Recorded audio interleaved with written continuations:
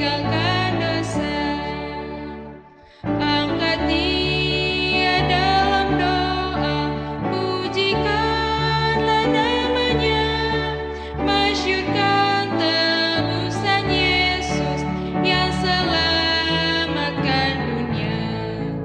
Tidak akan seperti Dia yang menghapus dosamu.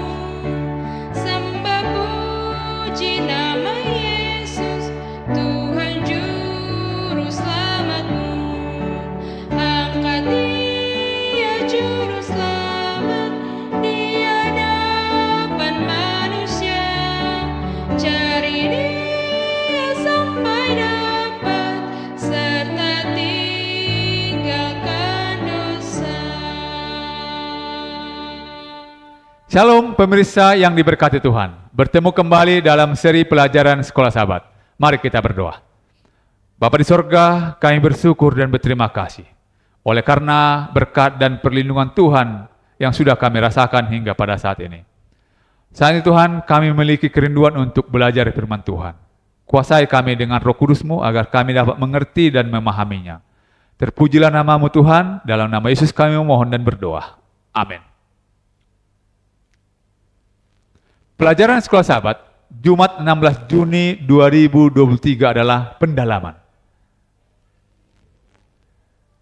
Ketika Protestantisme akan merentangkan tangannya melintasi jurang untuk menggenggam tangan kekuasaan Romawi, ketika dia akan mencapai jurang yang dalam untuk berpegang tangan dengan spiritisme, ketika di bawah pengaruh kesatuan rangkap tiga ini, negara kita, yaitu dalam kurung Amerika Serikat, akan menolak setiap prinsip konstitusinya sebagai pemerintah Protestan dan Republik, dan akan membuat ketentuan untuk penyebaran kebohongan dan delusi kepausan.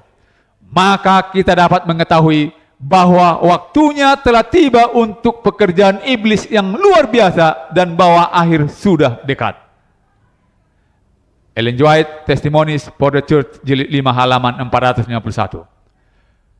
Kita cenderung mengabaikan fakta bahwa hari Minggu adalah hari penyembahan kekuasaan lawan dalam alur cerita kitab Wahyu. Hari Minggu adalah simbol yang sangat penting mengungkapkan kelicikan dan tipu daya naga yang luar biasa.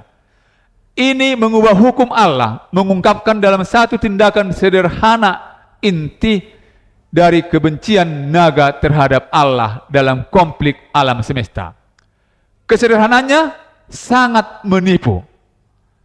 Naga itu berusaha merebut tempat Allah di alam semesta dengan menggambarkan dirinya sebagai objek pemujaan yang sebenarnya dan berargumen bahwa hukum Allah tidak adil, bahwa hukum itu harus diubah. Naga itu mengubah hukum tentang waktu di dalam 10 perintah di mana Allah diidentifikasi sebagai pencipta dan penebus. Satu-satunya yang layak disembah. Keluaran 20 ayat 8 dan 11. Ulangan 5, dan kita lihat buku Wahyu pasal 4 ayat 11, buku Wahyu pasal 5 ayat 9 dan ayat 13 dan ayat 14. Lalu buku Wahyu pasal 4 ayat 11 menyatakan, "Ya Tuhan dan Allah kami, Engkau layak menerima puji-pujian dan hormat dan kuasa, sebab Engkau telah menciptakan segala sesuatu dan oleh karena kehendak-Mu semuanya itu ada dan diciptakan." Wahyu 5 ayat 9 dan ayat 13 dan 14. Di ayat 9 menyatakan, "Dan mereka menyanyikan suatu nyanyian baru," katanya, "Engkau layak menerima gulungan kitab itu dan membuka meterai-meterainya. Dan karena Engkau telah disembelih dan dengan darah-Mu Engkau telah membeli mereka bagi Allah dari tiap-tiap suku dan bahasa dan kaum dan bangsa."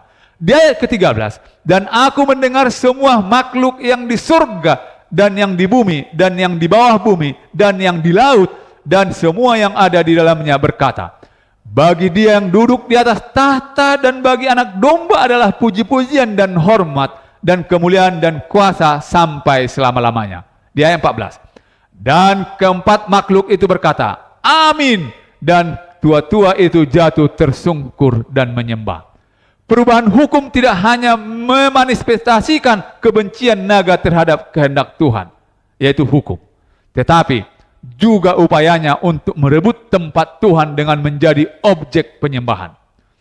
Universalisasi dari perubahan hukum ini akan memastikan kemenangannya.